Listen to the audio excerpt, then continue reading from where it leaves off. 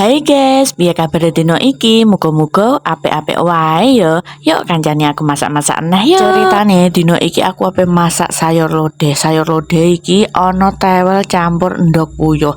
Endhog puyuh iki nggo si bocilku yo guys. Si bocilku iku yo seneng banget mek endhog puyuh. Nok kene bumbune bawang, brambang, lombok, kunir, terus ana tumbar, terus ana dong jeruk. Terus tak ojo lali dikei miri yo guys. Ben bumbune luwih ngleket.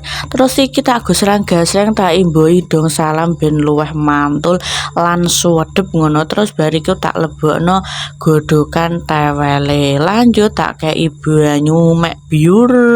Terus tak kei lada bubuk, tak kei masako ben luwih enak, ben luwih mantep. Terus iki tak kei santen bubuk ya guys.